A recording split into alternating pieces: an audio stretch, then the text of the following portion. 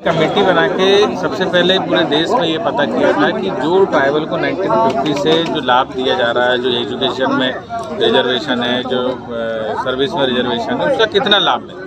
और जब 1967 में जॉइंट पार्लियामेंट्री कमेटी की रिपोर्ट आई और उस रिपोर्ट में चौंकाने वाले तथ्य ये आए कि जिनको ये रिजर्वेशन दिया जा रहा है वो रिजर्वेशन उनको ना मिलके केवल कन्वर्ट लोग हैं। अब बात ये आती है कि जो आर्टिकल 342 है उसमें ट्राइब को रिजर्वेशन क्यों दिया, कोई सोशल आधार पे तो दिया नहीं गया, और रिजर्वेशन सोशल आधार पे हो तो वो रिजर्वेशन उनके यूनिक कल्चर को बचाने के लिए, उनके कस्टम को बचाने के लिए, और उनका जो सोशल आइसोलेशन, उनका जो कम्युनिटी आइसोलेशन है, जो जोग्राफिकल आइसोलेशन है, ये सब बचा रहा है। इसलिए 5th शेड्यूल, 6th शेड्यूल और 342 ये सारी व्यवस्था की गई। लेकिन कन्वर्सन से ये सारी चीज़ें समाप्त हुई, ट्राइबल की आइडेंटिटी समाप्त हुई। उसके बाद ये है कि जो कन्वर्ट होके चला गया, क्रिश्चियन हो गया तो क्रिश्चियन ला लागू होगा, मोमडन हो गया तो मुस्लिम विधि लागू होगी, और ट्राइबल पे कस्टमरी ला लागू आज भी होता है। तो एक व्यक्ति पे 2 लाख कैसे लागू होगा, और एक व्यक्ति का 2 स्टेटस इस देश में कैसा होगा।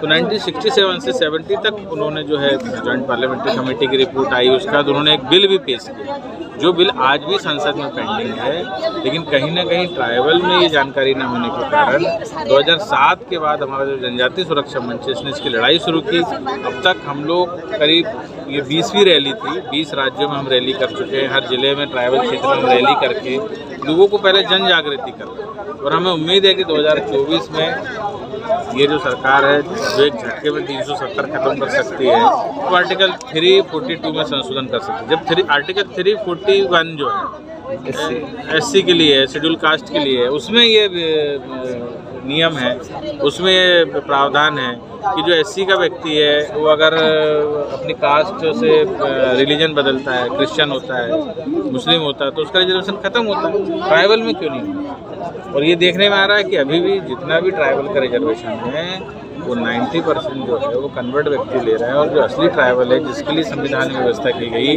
वो 70 साल के बाद भी उस रिजर्वेशन का फायदा नहीं उठा पा रहा। तो रिजर्वेशन कब तक चला करें। एग्जैक्टली सर, इसी पे रिसेंट जो ये सवाल आया तो एक अपोजिशन पार्टी से ये भी सवाल आया कि जनजाति में भी क्रीमी लेयर होता है इकोनॉमिकली, और उनको बेनिफिट मिल रहा है, और जो पिछले हुए हैं उनको नहीं मिल रहा है। तो ये भी डिमांड में आएगा। ये भी डिमांड, ये क्रीमी लेयर तो हम तो बता रहे हैं, ये क्रीमी लेयर वही है जो कन्वर्ट है। आप देख लो, विक्टर और इमरान जैसे व्यक्ति को मिल रहा है रिजर्वेशन, और उनके घर से एक नहीं 4-4 लोग नौकरी करते हैं, और एक जो हमारा अंतिम छोर पे बैठा हुआ ट्राइबल है वो उसको रिजर्वेशन का लाभ नहीं मिलता। तो ये बात क्रिमिनल लेयर की नहीं है, ये तो क्या है कि उसके कस्टम के आधार पर मिला। लेकिन जिसने अपना कस्टम छोड़ दिया, अपना कल्चर छोड़ दिया, उसके ऊपर कस्टमरी लॉ लागू नहीं हो रहा है, सारी चीज़ें खत्म हो गई, संस्कृति खत्म हो गई, तो वो व्यक्ति का स्टेटस ही नहीं रहेगा, वो ट्राइबल रह ही नहीं गया। भाई ट्राइबल उसको इसलिए दिया गया था कि वो एक कम्युनिटी से अलग था, वो एक जोग्राफिकल आइसोलेशन में था। अब जब वो मोमडन बन गया, पूरे देश में जा रहा है, पूरी कम्युनिटी उसकी हो गई, क्रिश्चियन बन गया, चर्च जा रहा, सारी कम्युनिटी उसकी, तो ट्राइबल रह कहाँ गया। जब ट्राइबल रह नहीं गया तो जो संवैधानिक अधिकार बाबा साहब अम्बेडकर ने जो उनको दिया था, जो कॉन्स्टिट्यूशन ने ट्राइबल को बढ़ाने के लिए दिया था, ये जो जिस तरह से कन्वर्सन है, इससे तो ट्राइबल की आइडेंटिटीज खत्म हो।